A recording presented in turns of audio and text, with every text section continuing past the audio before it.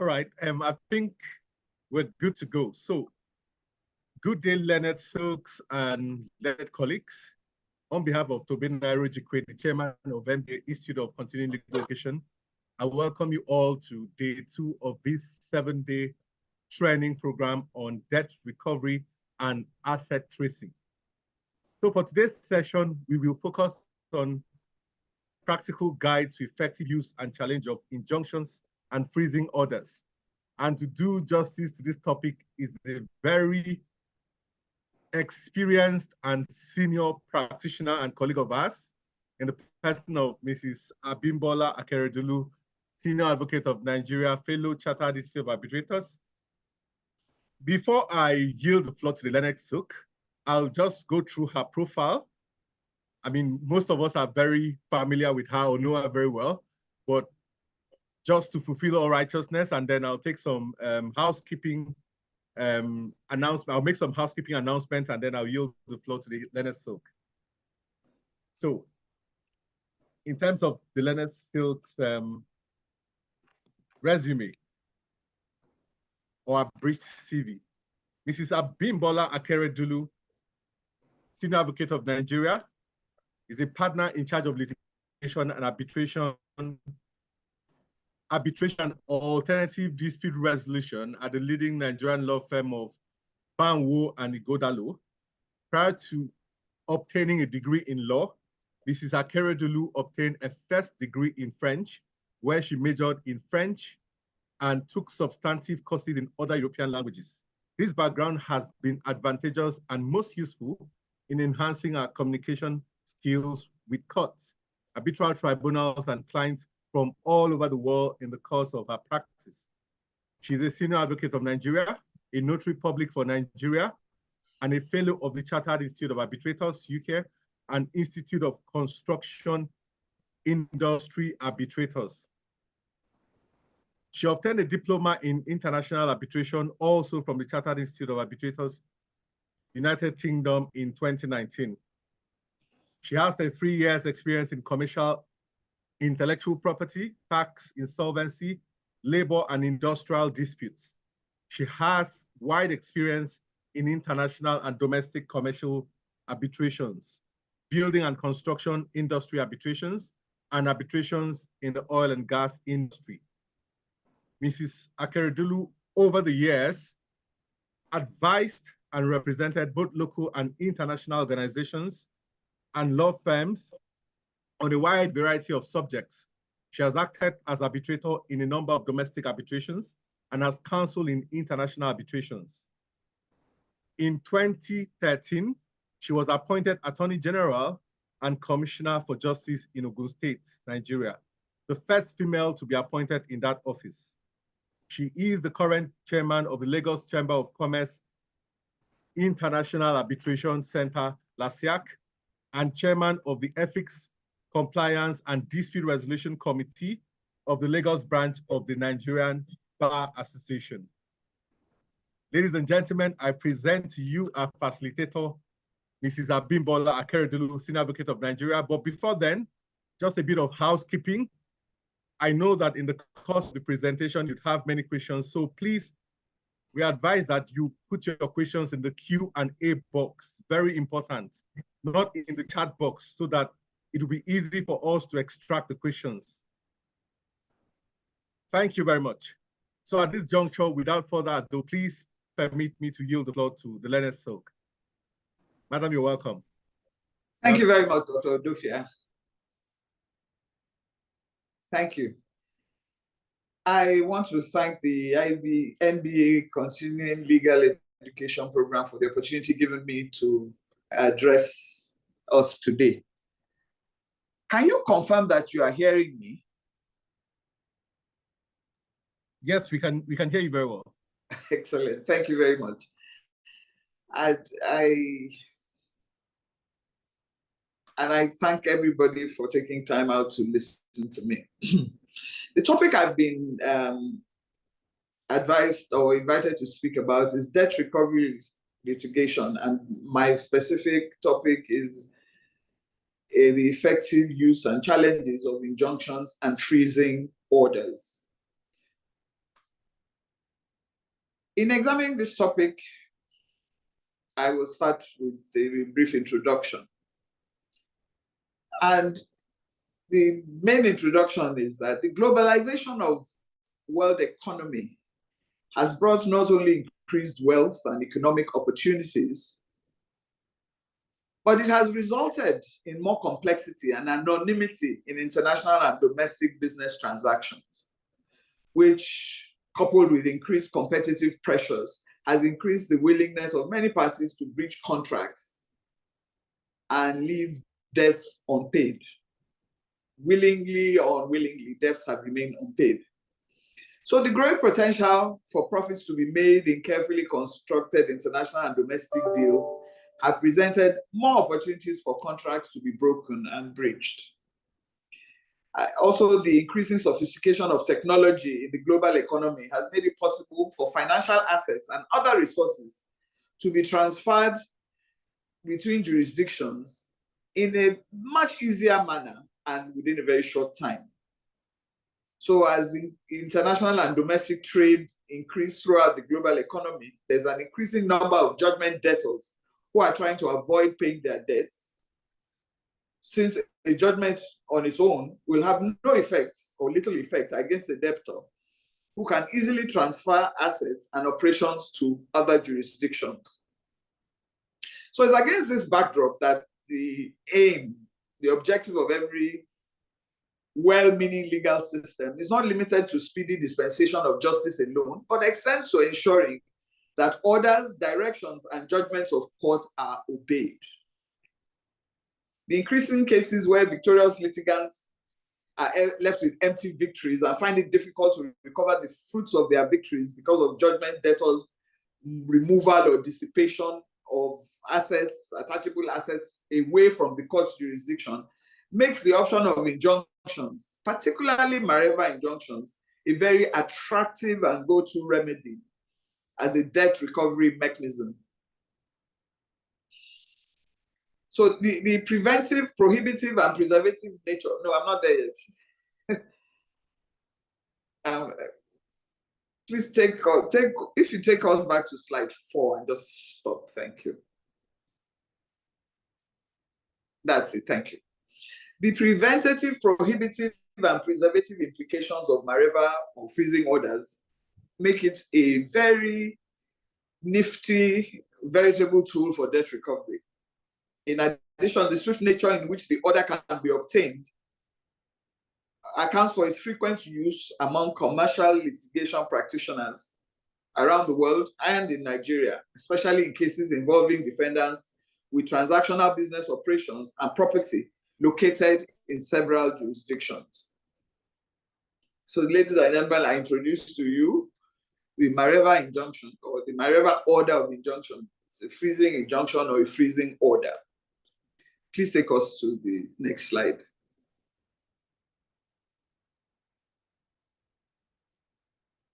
All right. In the case of Bank Mellat against Nick Poor, Lord Justice John Donaldson, the Justice of the Court of Appeal in England, said that the Mareva injunction is in effect, together with the Anton Pillar order, one of the law's 2 nuclear weapons.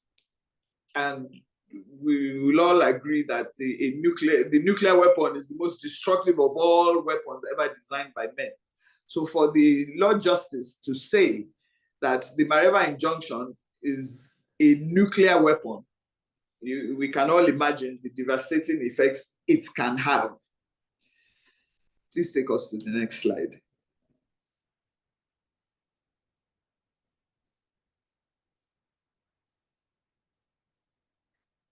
You've gone 2 slides ahead.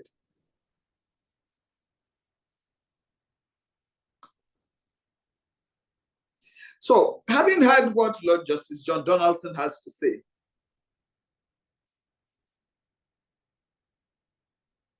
why should we be mindful of the potency and far-reaching effects of a nuclear weapon, albeit a legal nuclear weapon? The single most effective argument for granting a Mareva injunction is to prevent a defendant from escaping his or her obligations by disposing of or transferring assets from jurisdiction with the intent of preventing the plaintiff from executing an eventual judgment against assets. So therefore, a plaintiff or judgment creditor in appropriate cases achieves two objectives, namely, it prevents, by getting a Mareva order, a judgment creditor or a plaintiff achieves two things. He prevents the removal of assets from jurisdiction and prevents the transfer of property in the assets to third parties within jurisdiction. So, for a plaintiff who is seeking swift justice, or swift justice or security in anticipation of obtaining a judgment, the Mareva order of injunction offers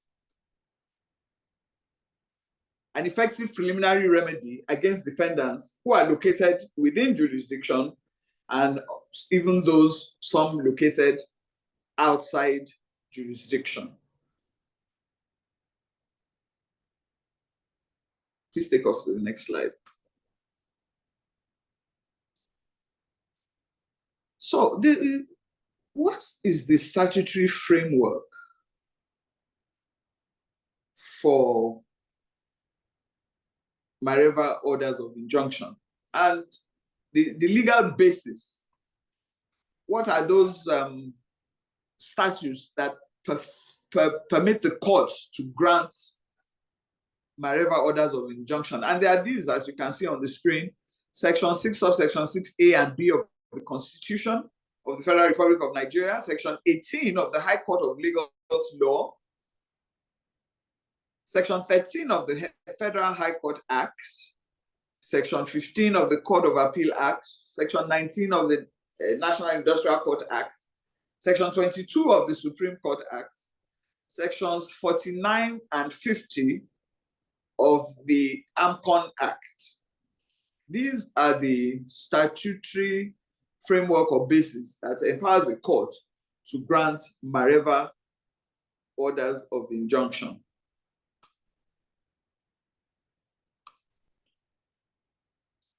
Please take us to the next slide.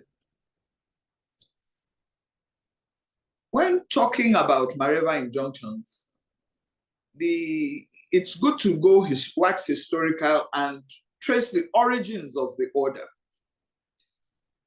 Even though it's called Mareva injunction, and many will be familiar with the Mareva case that was decided also by where Lord Denning was one of the presiding or one of the attending justices. The order had actually been granted prior to that in the Nippon Yusen Kaisha against Karageorgis and another case in the court in England. And Lord Denning, Master of the Rolls, as he was at the time, had this to say: we are told that an injunction of this kind has never been done before. It has never been the practice of the English courts to seize assets of a defendant in advance of judgment or to restrain the disposal of them. It seems to me that the time has come when we should revise our practice. There is a strong prima facie case that the hire is owing and unpaid. If an injunction is not granted, these monies may be removed out of the jurisdiction, and the ship owners will have the greatest difficulty in recovering anything. And this position was again repeated. Please take us to the next slide.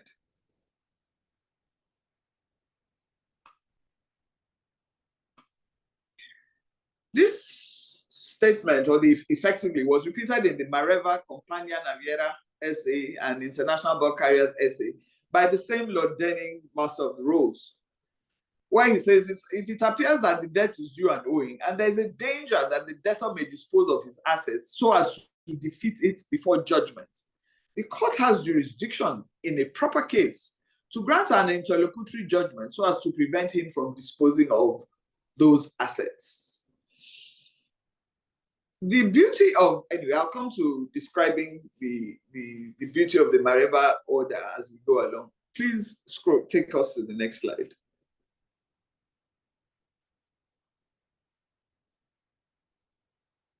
Please help me scroll to the next slide.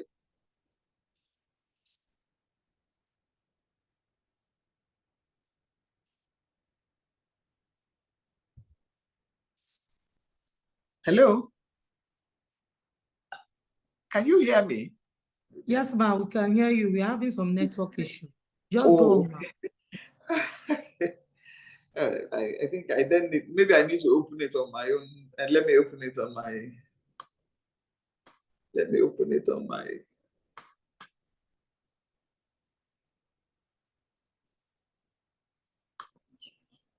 I need to be guided by the slides, so I will have to open it on my laptop.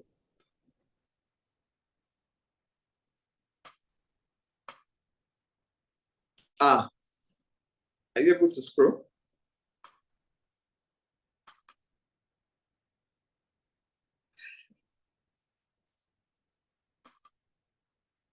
Trying to open it on my laptop.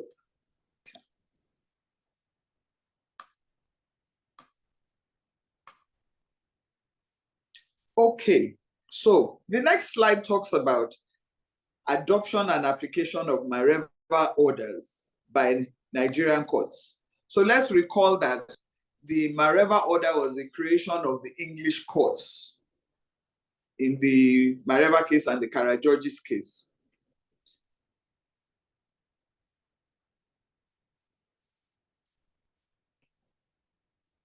The Mareva order has been adopted and applied by the Nigerian courts. And I'm sure we are all familiar with the case of Shotiminu against Ocean Steamship Nigeria Limited, where the Supreme Court of Nigeria recognized and adopted the Mareva order of injunction. However, they didn't grant it. They did not grant it in that case. They did not think it was appropriate in that case to grant it. However, in the Shotiminu case, they recognized that it is an order that they are capable of granting, even though they didn't grant it. So the Shotiminu case essentially is the next slide, please. The Shotiminu case legitimized the Mareva injunction, even though on the facts of the case, they did not think it was appropriate to grant it. And I'm sure we are all aware that in deserving and applicable cases, the Nigerian courts have granted Mareva orders of injunction. Please, I need to mention that the High Court of Lagos State Civil Procedure Rules, one of the practice directions, number 2, allows the court to also grant Mareva orders without necessarily using those words in the practice order number 2. So that's another of the statutory frameworks where the High Court of Lagos State can grant Mareva orders of injunction. Please take us to the next slide. So to obtain a Mareva order of injunction, what are the procedural requirements? And like most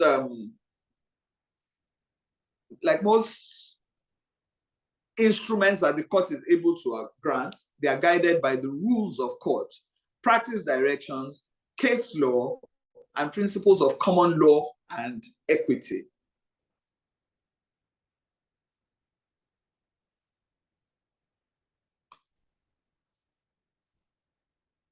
Please take us to the next slide.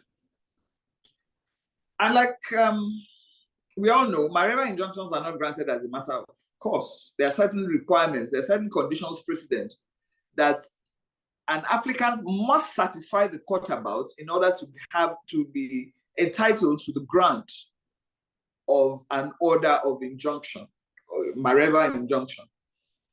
We all must recall that injunctions are part of the exercise of the equitable jurisdiction of the court, and the court has a discretion whether or not to grant a Mareva order of injunction.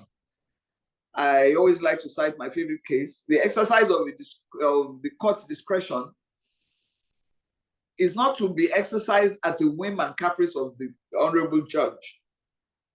I always cite the case of University of Lagos and Igoro, where the Supreme Court said the discretion of the court is to be exercised not only judicially and judiciously, but must be based on sufficient materials. And what are these materials?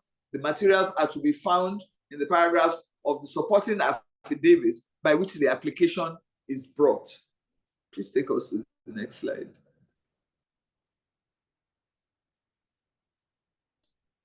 The Mareva order of injunction is typically granted ex parte. If you are trying to restrain a party from moving money to which you are entitled out of jurisdiction, I'm sure you'll all agree with me that that is not the time to put such a party on notice. Otherwise, the horse will bolt, as the Court of Appeal in England said in the case of EMI and Pandit. If you give them notice, before you come back to argue and get an order on notice, the horse will have bolted and everything you desire to achieve will have been lost. It's after the application for Mareva orders or freezing order of injunction has been made that subsequent applications are then made on notice. Speed, surprise, and secrecy are of the utmost importance in trying to obtain a Mareva order of injunction. Please take us to the next slide. And what are these conditions precedent? There are quite a number. I have made a bit of a list, and the list is not by any means exhaustive because each one will be determined on the circumstances of its reality. So naturally, like in all applications for injunction, you must show that there's a justiciable cause of action against the defendant. There must exist a good arguable case. There must also exist a real and imminent risk of the defendant dissipating or removing its assets from jurisdiction. I will dwell a bit on this point. So for purposes of each case, you need to determine what is the jurisdiction of the court in every particular case. So if you are proceeding, for instance, against a defendant and it's a matter for the state high court, naturally, the jurisdiction of the state high court, for instance, let's use Lagos as an example. The jurisdiction of the High Court of Lagos State remains Lagos State. So if you have a defendant, when perhaps you start a case, and that defendant is moving all the assets to Kano, I'm sure somebody would argue that, well, if you're moving it to Kano, you're not moving it out of jurisdiction. But hey, you are, because you are moving it out of the, especially if it's not a case over which the Federal High Court has jurisdiction, and the subject matter is the matter for the State High Court. The moment you are moving it out of Lagos, even to Ogun State, you are moving it out of the reach of the court. The jurisdiction of the court is in this situation must be understood to mean the reach of the court. So if you are even within Lagos, if you are moving your assets, for instance, from Mr. A and you are moving it to Mr. B, who is not a part of the proceedings before the court, you have essentially moved it beyond the reach of the court. But if the B to whom you are moving the assets is still within Lagos State, it could be argued that, yes, you are still within the jurisdiction of the court. I draw a parallel with a matter that is in the Federal High Court. If the asset remains within Nigeria, you may say, it could be argued that the asset remains within jurisdiction because it is not going to be beyond the reach of the Federal High Court. However, if the assets are being moved out of Nigeria, even for the Federal High Court, you are moving it away from the reach of the court, and it constitutes, if you're able to show that there's a real and imminent risk that the assets are being moved out of Nigeria, be it money, be it chattels, they are being moved out of Nigeria, you will then be able to establish that there exists a real and imminent risk that the defendant is dissipating or removing its assets from jurisdiction. Another condition precedent to the grant of a Mareva order of injunction is that you must make a full and frank disclosure of all material facts, all. And this point was particularly well highlighted in the case of Gallagher Limited and another against British American Tobacco Nigeria Limited. And the court dealt extensively on what constitutes material facts. we must remember on this point that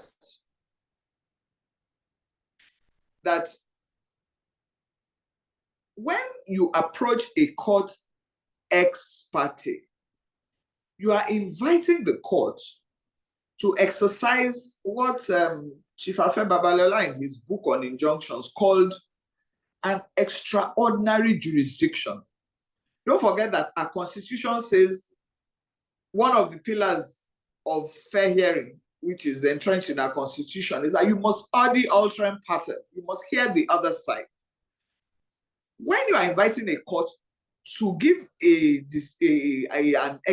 order ex parte, you are shutting out the other side. You are saying to the court, don't invite the other side, listen to me.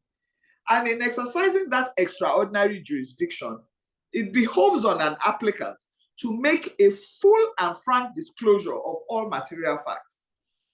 It is enough to set aside an ex parte order if it is shown that a full and frank disclosure of all material facts were not made, such that if those facts had been made to the court would not grant the order. So it's very important in making an ex parte application for Mareva orders that you make a full and frank disclosure. I remember last week I was before a judge applying ex parte. It was garnishing proceedings. It was an ex parte application. I had represented to the court that the appeal filed by the other side had not been, to the Supreme Court, had not been entered. Then my younger colleague beside me, well, I caught myself and thought, am I just talking? So I asked her, has the appeal been entered? And she said, oh yes, they filed the record. That's evidence of the fact that the appeal had been entered. I had to call the attention of the court to say, I'm sorry, my lord, I misrepresented to you that the appeal has not been entered. But my colleague has corrected me that the appeal has been entered. And I had to do that because if we get that order ex parte based on that misrepresentation alone, even though it was a mistake, it would be enough to set aside all of the orders. And we had other very good grounds. So it's very important that we make a full and frank disclosure. Because if you are satisfied other requirements, even if something comes out in a full and frank disclosure that may not be in your interest, the court may still find other grounds upon which to grant the ex parte order being applied for.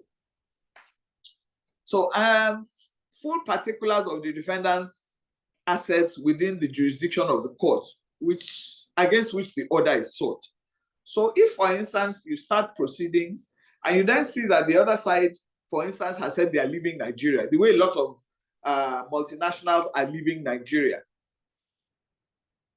The beauty of the Mareva order of injunction is you don't need to have gotten the case very far, but the fact that they said they are leaving Nigeria, you have seen cogent and compelling evidence of the fact that they are leaving Nigeria, maybe because they're a public company, they have made those disclosures to SEC, for instance, and it's in the public domain. All you need to do is get a newspaper publication where it is said, or their financial statements where the statement has been made, or their annual reports, those reports that multinationals and public companies put out. Attach it to your application, and you have shown that, I'm sorry, this goes to existence of real and imminent risk that the defendant is dissipating or removing his assets from jurisdiction. So you will take the financial statements, newspaper publication that shows that the company says they are leaving Nigeria and they will leave by the end of the year. Grab that newspaper publication, take their financial statements, where invariably the director's statement would have, the chairman's statement would have made that assertion. Attach it to an application and go to court to say, look, these people owe me 1 billion naira. They say they are leaving Nigeria. Please help me freeze this money. I'm not saying give it to me. With the Mareva order, you are not saying give it to me. You are saying, please hold on to it while we determine this case. If I win, I take it. If I don't win, they take their money and they go. So you need, and invariably in those kind of documents, financial statements, annual reports, you will find full particulars of the defendant's assets within the jurisdiction of the court against which the order is sought. So I come to the issue of balance of convenience. balance of convenience must be on the side of the applicant. Now, what is the balance of convenience? I think I need to let our colleagues know that when you make an affidavit and you say the balance of convenience is on the side of the applicant, that is a legal conclusion. It is not for counsel to make. We would do well to go and read what the Supreme Court had to say in the case of, I think is the state's Bameyi against the state. And then the provisions of the Evidence Act say that an affidavit shall not contain extraneous matters, such as prayers, conclusions, and I think there's something else. Yeah, conclusions, prayers, there's another one I can't remember right now. To say in an affidavit that the balance of convenience is on the side of the applicant, you are reaching a conclusion. Oh, thank you. Somebody has told me it's arguments. Yes. An affidavit shall not contain extraneous matters such as arguments, prayers, and conclusions. Thank you very much for that. To make that statement that the balance of convenience is on the side of the applicant, just like that, is a conclusion. What is the balance of convenience? This brings me to balance of convenience. Balance of convenience, and the Supreme Court has decided in a number of cases, I think University of Ibadan against Hakim or so. A balance of convenience is the damage that an applicant will suffer if the application is not granted, weighed against the damage that the respondent will suffer if the application is granted. So balance what the applicant will suffer if it is not granted, what the respondents will suffer if it is granted. So the court, you must put materials in the affidavit which brings the court to weigh. That is where the word balance comes from. It's not for you to just make a bold assertion in your affidavit. Those who know me know that if you make that kind of bold assertion in your affidavit, I will invite the court, based on the provisions of the Evidence Act, to strike out such a paragraph for being a legal conclusion, which has no place in an affidavit. Okay. Another point to consider is another condition precedent to the grant of freezing orders is the applicant must be ready to give an undertaking as to damages. And what is the undertaking as to damages? The undertaking as to damages is if it is eventually found, and it's not that you just decide that you have found, it is a court of competent jurisdiction that will find that the order ought not to have been made. So the Supreme Court, I can't remember which case it was now, said that, I think it's Afro-Continental and Anyotui. I think it's Court of Appeal. The court said the undertaking in damages is the price that an applicant pays for the grant of an injunction. When we say price, we're not talking in monetary terms. But you are saying, there's a saying in Yoruba that if you are sure of your medicine, you use it to hit your head. So the undertaking in damages is like you are hitting your head with, you are so sure you are hitting your head to say, give me this injunction. If it turns out that I shouldn't have been given the injunction, I'm ready to pay the other side in damages.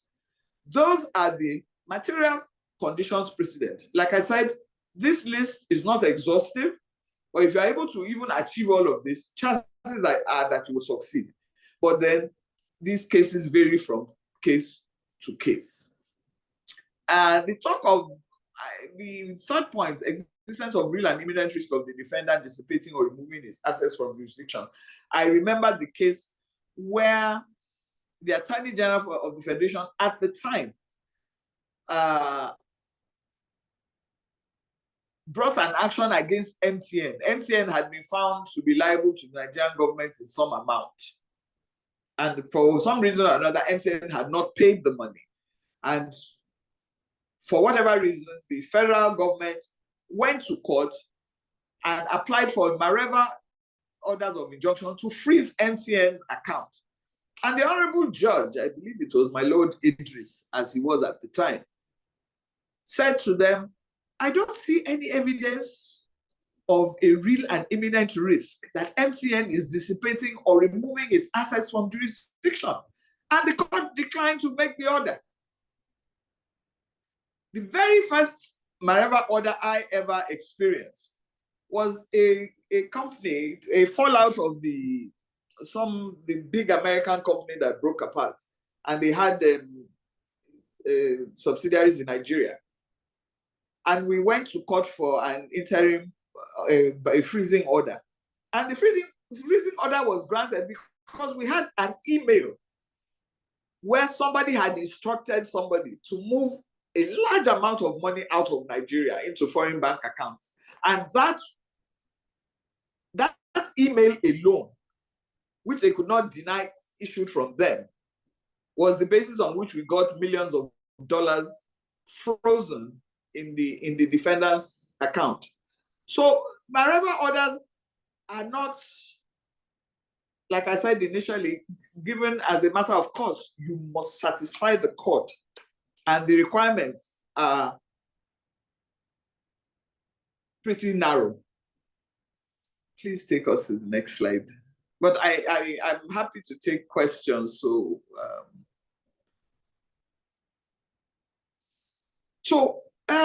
there are a number of considerations. What kind of debts can be the subject of a Mareva order? It's not in all debt recovery cases that a Mareva order will be granted. A Mareva order to be granted, the subject matter of the suit, that's the debt, must not be disputed. So look at the MTN and Federal Government of Nigeria example that I gave. MTN had been found liable for whatever it was. I think they were in negotiations, they were discussing. So there was no dispute about the amount. And the Nigerian government then tried to go and get a freezing order. If not for the fact that they could not show that money was being taken out of the reach of the court, they probably might have gotten the freezing order. The amount must not be disputed. And when we say disputed, we are not talking about a defendant who does not have a defense to the claim of the plaintiff. Rather, that the plaintiff has a good case with a reasonable chance of success. Please take us to the next slide. This reminds me also of another case where the federal government of Nigeria, it was a treasury single account issue, and the federal government tried to freeze the accounts of Sterling Bank at the central bank. And we were for Sterling Bank. And we opposed the application. We were before my Lord Obiozoje. And we opposed the application because they couldn't show that Sterling Bank was moving money anywhere. And the court refused to grant them freezing orders. And we got substantial costs against the federal government of Nigeria. Another consideration to bear in mind is who can enforce payment of a debt by Mareva freezing order. It's the party who is owed under a contract or its assignee that has the legal capacity to enforce a contractual debt, while it is the judgment creditor that has the prerogative to enforce a judgment debt. Please take us to the next slide.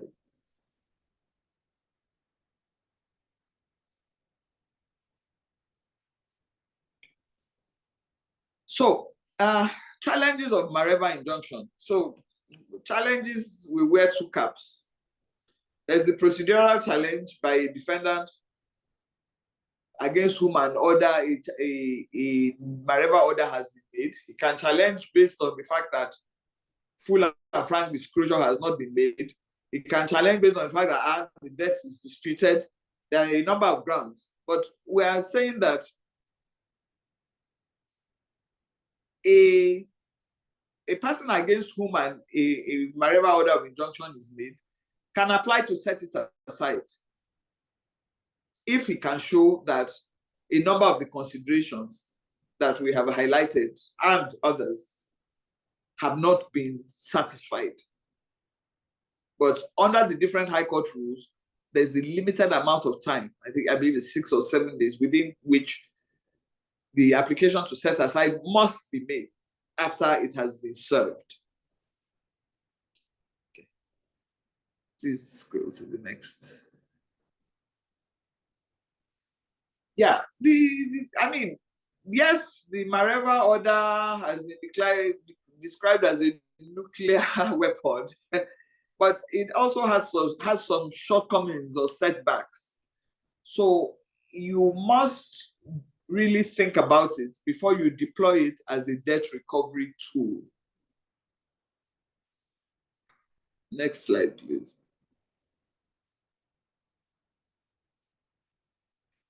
So the scope, one of the challenges is the scope of its application. The Mareva order is made in personam but operates in rem without simultaneously creating rights in rem. What do I mean by this?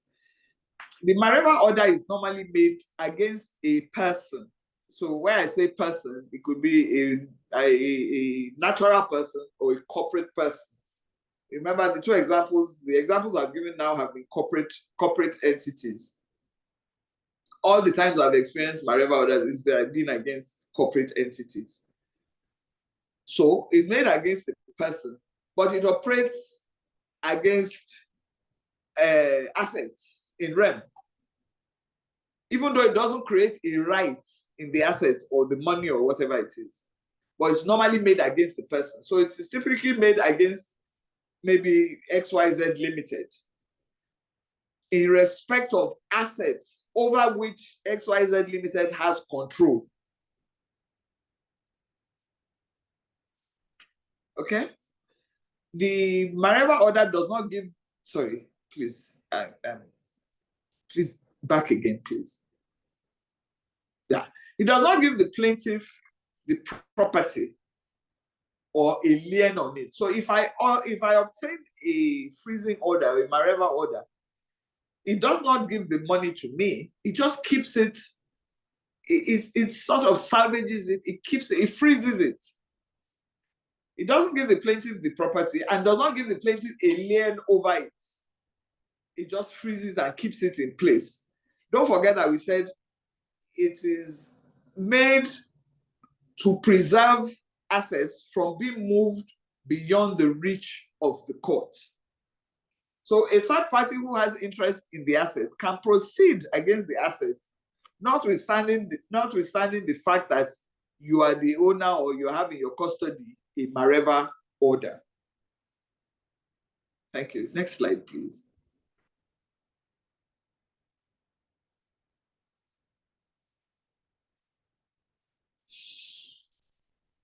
So another challenge, one could call it, that the Mareva order suffers is based on the issue of priority and ranking. So if there is a prior or subsequent legal mortgage, charge, or debenture over the debtor's assets, so that this debtor has a prior legal mortgage, charge, or debenture over the asset, and you go and get a Mareva order over the assets, the Mareva order will not stop the third party from taking over the asset. And this is relevant, or this is material, and this is the case where the interest of the third party in the asset is legal or equitable. Please take us to the next slide.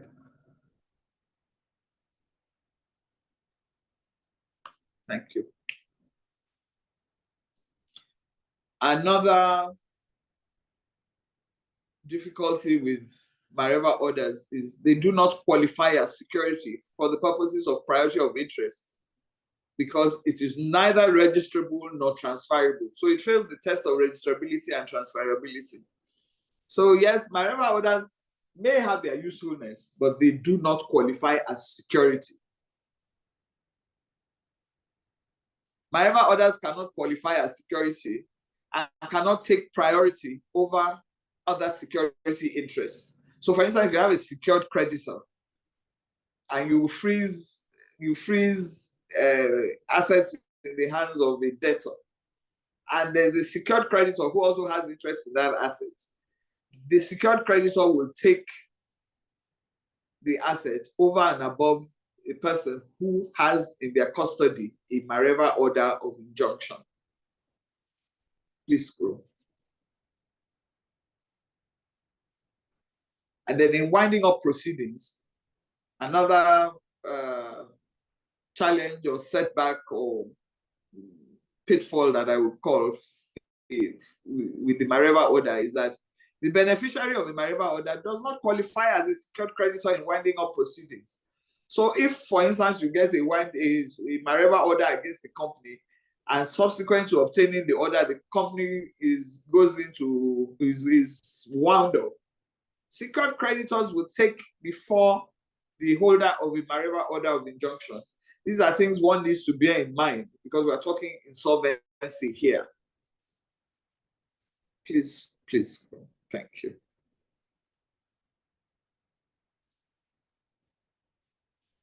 I want to touch briefly on, before we go down this route, with I'm sure we've all heard about worldwide freezing orders. So one wonders, if you say the jurisdiction of a court is limited to its territory, then why would we, what is the scope of obtaining a worldwide freezing order? The worldwide freezing order is extraterritorial and is therefore an exception. A worldwide freezing order allows a defendant's assets located across the world to be frozen. So it goes beyond that in the territory. It's the English courts that typically and usually grant worldwide freezing orders. So that, is it that the reach of the English court is going beyond the territory of England? Nigerian courts also have been inclined to granting freezing orders that have effects on assets within jurisdiction, but also they also grant worldwide freezing orders with extraterritorial effects outside Nigeria. Though the Nigerian courts do not issue worldwide freezing orders as frequently as you would find with the British courts. One of the recent cases where a Nigerian court granted a worldwide freezing order includes the case of the EFCC against Mr. Erastus Akingbola, where the Federal High Court in Lagos granted a worldwide freezing order on assets in Nigeria, Ghana, England, and the United Arab Emirates. And also the case of the EFCC against Dezani Aluko Anomokore, where the Federal High Court granted a worldwide freezing order in respect of assets in Nigeria, Canada, Switzerland, England, and the USA. So worldwide freezing orders are not the exclusive preserve of the British courts. Nigerian courts grant them as well. Right, I now come to the brain teaser. Who between a judgment creditor who has obtained a garnishee order absolute against the assets of the defendant, judgment debtor, and the beneficiary of the Mareva order, which of them has priority over the assets of the defendant? I don't know. When the others enforced, ma'am, I didn't follow up. Okay. Answer the question on the screen. Judgment credit. Okay, I see some answers. Judgment creditor. Who told you to put up the answer now? It's all right. You have put the answer now. Please put it.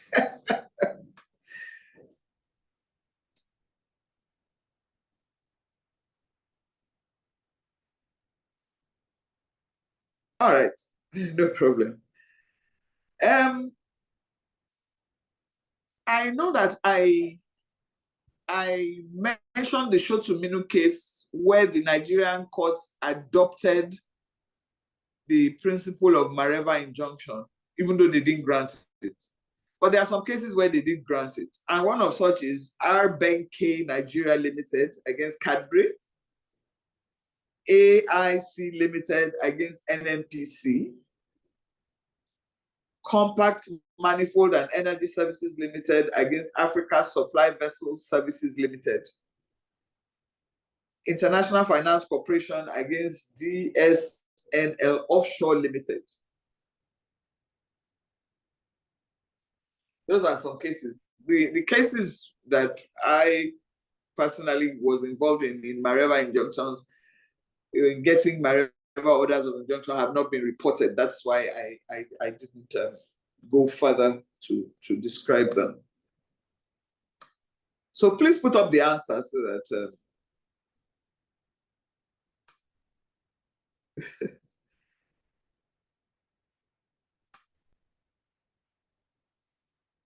I hope I haven't exhausted my time.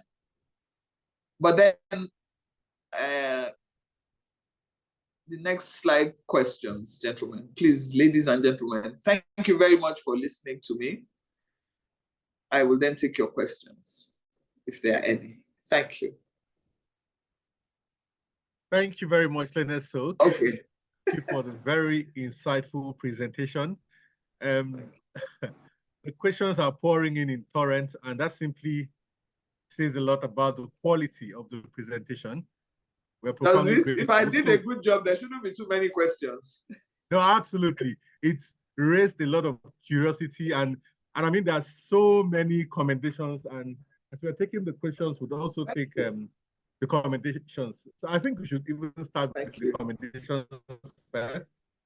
We have Joseph Madukwe here saying, good evening, everyone. I'm really learning a lot from this webinar. Dr. Usman Joseph says, Dr. Please give me the bad news first. There is no bad news. Unfortunately, there are no bad news. So you have Usman Joseph saying, thank you on that explanation on balance of convenience. Tina Samwa says, another privilege given to me by ICLE, piloted by Humble Tobena Erojikwe, Leonard Silk. This topic wouldn't have come at a better time than now. Thanks for doing justice to this topic. Safat Higa says, I am really being enlightened by this lecture. So let's take a few of the questions, hoping that time would permit. Thank you, everyone, for those kind words. You're welcome, madam. So Sani Musa from Zaria branch says, does Mareva injunction apply to only money in a bank account, or does it apply to every asset without hindrance? Thanks and God bless for your efforts. Oh, it can apply to it, especially so there are some companies who don't really have money and their liquidity lies in their assets. So if they're trying to move those assets out after you have sued them, a Mareva order can apply to that. But you must know what it is you are going for. So if maybe they have a badge on the high seas, and you know that if you don't hold that badge, they will move into Benin Republic and the court cannot reach it. You can go for an order to say, please, there's the badge, because if you get judgment and they don't have money to give you, if it's a money issue, you can sell the badge and get your money. So it's not just money, it's also assets. I hope that helps. Yes, thank you, Leonard Silk. There's an interesting one here. Ayodele Irewole says, well done, madam. How do we file a Mareva injunction on digital assets like crypto transactions? Oh God, that one is jam question. No, you see, the context in which I was asked to speak is insolvency. Crypto is, I'm a crypto illiterate, so let me just confess that I can't, don't let me mislead you. Okay, so we'll go to the next one. But if you commission me, I can do the research for you.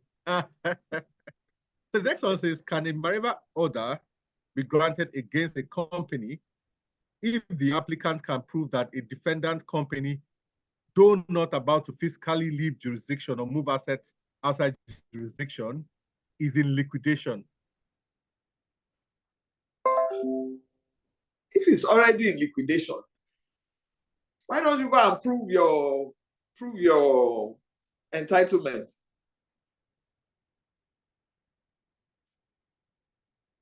Okay, madam, the next one says. Because if it's in liquidation, yes. What assets are you proceeding against?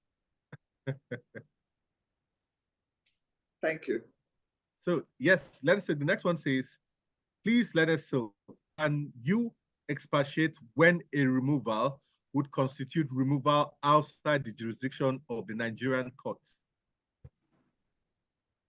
Okay, like I explained, you know, we have two, at the High Court level, we have two courts. We have the state courts and we have the Federal High Court. If, for instance, your case is in Kano State, so the defendant lives in Kano State, and you have instituted your proceedings in the High Court of Kano State, if they are trying to move the assets into Katsina, which is just beside it, the Kano State High Court cannot reach those assets anymore, cannot tie those assets for you. So that, for the purposes of the case where the jurisdiction is in the State High Court, it is the territory of the state. However, the Federal High Court in Nigeria is one. So invariably, if the Federal High Court can still have jurisdiction, though it might be good for you. I've had instances where I tried to apply for Mareva in Lagos for assets in Kano. It was my Lord Abdullahi Mustafa at the time. And I said, please give me an order. And he said, Learned Counsel, address me how I, sitting in Lagos, can go and attach assets for you in Kano. And I said to him, but my Lord, the jurisdiction of the Federal High Court is one. And then he advised that I should go and find the Kano Judicial Division. But after that happened, I understand that the Federal High Court has now agreed that. Thank you, Leonard Sok. Thank you. Hello.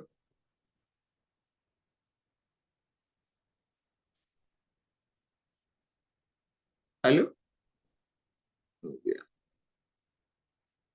Hello.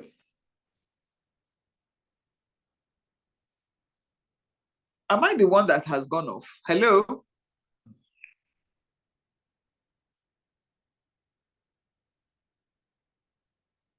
Oh, you can hear me. Okay, I can't hear Dr. Udofia anymore. Oh, thank you. Thank you. Okay, I think. Hello, Dr. Udofia, can you hear me?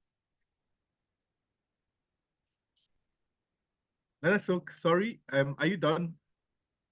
Yes, I heard you say thank you. Okay. Yes. Okay. Yeah, yes. I think yeah, maybe there was some delay. Oh, okay. So someone here, I think there are two questions. Right. Two questions on this. They ask, an application for marital injunction be filed at a small claims court or magistrate court? I don't think so. I don't think so, because look at the statutory framework we discussed. They did show there was nothing about the magistrate courts, but like Lord Denning said in the Karageorge's case and the Mareva case, a judicially dynamic magistrate would say to themselves, I'm sure the magistrate court law might make provision for it. So I don't see why not. I don't see why not. I don't see why not. I really don't practice in those courts, so I can't tell you, but I don't see why not. If a good case can be made. Thank you. Thank you very much. I think we should also take a few feedback and commendations before we continue with the questions. There are so many of them, and my colleagues will have to forgive me if I miss out some of them, and they are flowing in quite fast. Ademola Adeniran says, thank you very much for a well-delivered lecture, Leonard Sok. Deborah Ogunde says, thank you, Ma, for the beautiful presentation. Uchechi INFS says, okay, Oluwadamilola Odeshola says, wonderful presentation, very detailed. Elizabeth Apo Ifa says, thank you, Leonard Sok. Kenechi says, thank you so much, Leonard, for taking the time. Aderonke Adenikon says, beautiful presentation. Thank you, ma'am. Olajumo Kenwachuku says, thank you, ma'am, for the superb presentation. Thank you. So many of them. Jefatu Yakubu says, thank you for the insightful lecture. Leonard Silk. Olu Fikayo says, thank you very much, Leonard Silk. It was really an eye-opener. And then Inalegu says, great delivery, Leonard Silk. I mean, there are so many of them, but let's take a few questions before we come back to the first. So someone here has said, thank you, Leonard Silk. Please, what is the difference between Mareva order and Ganishi order? Nice one. Thank you for that question. Okay. You see, Mareva order, you can get at the beginning of proceedings. You have filed your claim, then you get information that company, Leonard Silk's company, is leaving Nigeria. Or Leonard Silk's company wants to japa. Meaning that if she japa, the case I have filed against her for 100 naira, meaning I won't get anything. If I let her japa like that, we quickly go to court to say, I hear that this woman is leaving. In fact, I've seen her ticket. She's leaving and she's leaving all her money. I've seen her airline ticket. I had an application for visa. Please freeze her account to the extent of 100 naira. That's at the beginning of the case or in the middle of it. Whereas with Ganishi order, you have argued, you have gotten a judgment of 100 naira. You made a demand that I've gotten judgment, give me my 100 naira. Because you should pay me 100 naira. And I keep quiet. I just fold my hands. I don't. You now know that I have accounts in First Bank. So you file apply for Ganishi order nice time to freeze my accounts in First Bank to the extent of that 100 naira. So you see that with Ganishi, you have exhausted the proceedings. You have finished. It's a judgment enforcement mechanism, the Ganishi order. Whereas the Mareva is not the same. I hope that helps. Thank you very much, Leonard Silk. Thank you. Chiweze Odom asks very interesting and enlightening discourse. Please, Leonard Silk, what do you say about the situation where a person reports a debtor to the police and the police goes straight to freeze the account of the debtor? Does that qualify as Mareva? All right, I say Mareva of sorts, albeit illegally obtained. I wonder, how does the police have power to freeze account? Maybe they went with magistrates. But you see, we should stop using police for debt recovery. Because you won't be able to control their powers. Once you have empowered them and they see that, this thing can be done. The police shouldn't be able to do that without the order of at least the court. And they normally do that in the magistrate court. Thank you, Leonard Silk. So Ademola Ibitayo asks, what is the status of Mareva injunction upon conclusion of the matter and judgment is delivered? Will the order still be subsisting on the respondent in custody of the assets of the defendant?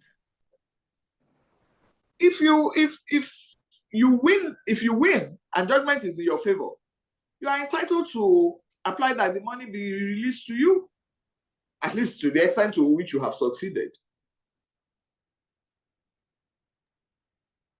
Thank you, Leonard Silk. Emmanuel Tokuchuku asks, can Mareva injunction work when a judgment debtor is shielding his money through various companies? Unless you're able to pierce the veil of incorporation, you may not be able to. Because different companies are different entities. Unless you then bring all the entities and try and get Mareva orders against them. Otherwise, that person has cleverly hidden that money. Which is why we say when you're applying for Mareva, you go ex parte, so that surprise, secrecy, and there was another S, stealth.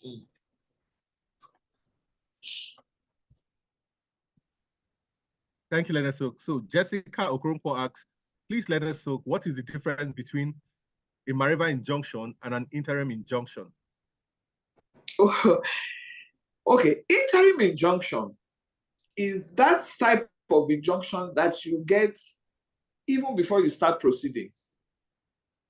Oftentimes.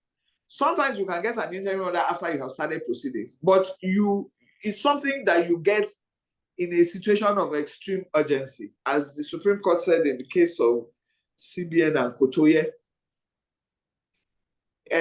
Interim injunction, for instance, God forbid, Lagos State the state parks a bulldozer in front of your house. Then they now paste notice that we are demolishing your house tomorrow morning, or we are demolishing your house on Monday morning. At least you have, today is Wednesday, you have Thursday and Friday to quickly go to court to stop them. If you file a motion on notice, they will come back. You have given them 7 days to come back. That 7 days goes beyond the Monday they say they will demolish. But if you quickly apply, your best bet is to go ex parte, and what you will get in that situation is an interim order. That's an interim order. Whereas a Mareva order, yes, you get it ex parte as well, but like I said, the ingredients are different. You must show that the assets you want to hold that will satisfy your judgment at the end of the case, that is likely to satisfy your judgment at the end of the case if you win, is being moved away. Meaning that if you win, you have nothing to satisfy your judgment. So in the Mareva order, that's the difference between Mareva and interim. The Mareva order is also an interim order in that you don't give notice. Thank you, Leonard Sok. Idoko Opanachi here says, very inspirational and eye-opening. God bless you, real good, Leonard Sok. And I say amen to that. So happy to be part of this. And then Isaac Ajao says, thank you, Leonard Sok. The presentation was quite enlightening. Isaac Ajao from Lagos branch. Then there's a question here, says, usually the rules of court requires that a motion or notice be filed alongside the motion ex parte for Mareva injunction. If a defendant applies to set aside the interim Mareva injunction, would there still be need to hear the motion on notice? No. It's when you are applying for interim that you need to file a motion on notice. When you apply for a Mareva, there's no need to file, unless you are applying for the Mareva at the very beginning. That's when you probably need to file a motion on notice.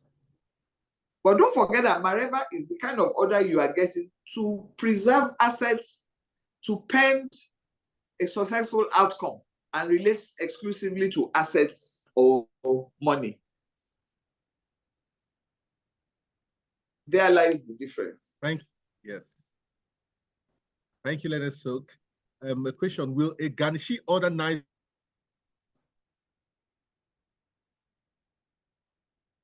Is it me or has Dr. Kubi gone? We lost you for a moment, Doctor. Yes, so says, will a Garnishi order NISI to enforce judgment take precedence over a Mareva injunction in a pending suits? Will a Garnishi order NISI? Garnishi order NISI is something you file after you have obtained judgment. So there can be no clash between them. Absolutely. There can be no clash. I think the explanation Leonard Sok was making related to Garnishi order absolute, not NISI. But even NISI, you get NISI after you have gotten judgment.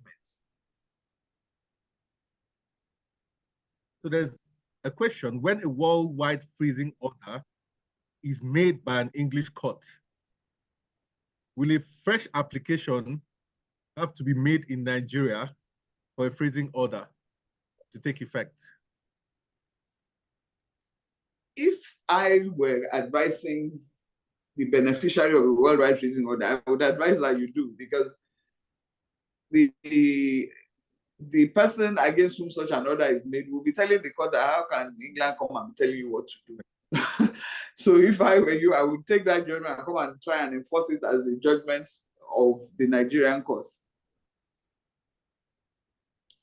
And then practical advice. Thank you, Leonard Sok. Anonymous attendee asks, please can the Leonard Sok touch on the explanation of the balance of convenience as a condition precedent one more time? You fail. I think you should go and read is it university? Is it balance? And it's meaning there are a number of cases. Okay, balance of convenience. When you are putting it in an affidavit, I said, don't just say the balance of convenience is on the side of the applicant. That's a legal conclusion. If I was on the other side, I would apply that it be struck out for being a conclusion. Only the court is entitled to make conclusions. But what you say, and the balance of convenience, is what the applicant will suffer if the application is refused, weighed against what the respondent will suffer if the application is granted. So you invite the court to weigh that if you don't give me this order, I stand to lose more than what the respondent will lose if you grant the order. That is what the balance of convenience is. So in making your affidavit, you say the applicant will lose all of its life savings and suffer damages that cannot be compensated, whereas the respondent will not suffer damage or any loss if the honorable court were to make this application. That is how to talk about balance of convenience. It's the word balance of convenience, and the fact that it is in A's favor or B's favor should be for the written address, not the affidavit.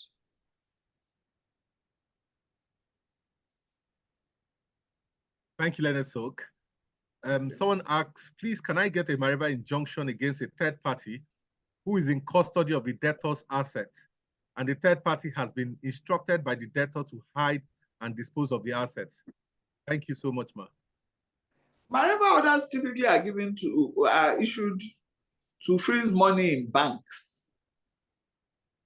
So if you're applying for a marital order and you know that the person has money in bank XYZ, you do very well in applying for the marital order to join bank XYZ so that the bank has notice and the order is served on the bank and the bank holds on to the money. Thank you very much. So I think we'll take a few feedback and commendations, and then maybe we'll take just one more question before we wrap off. I know we're meant to finish on the top of the hour, but Madam was here before the commencement time, and I think it would be fair to keep the Leonard Sok longer. Yes, so because I have to run to the airport to catch a flight. Absolutely, absolutely. So let's just take a few feedback. Good afternoon, everyone. Leonard Sok, okay.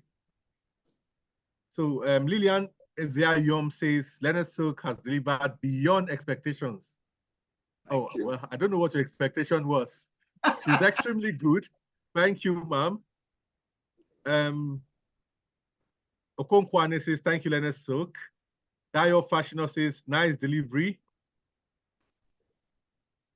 Wakili says, that's nice. I don't know what's nice, but it's an excellent presentation. Tunde Oremo says, thank you, Leonard Sok. It was wonderful, and I absolutely agree.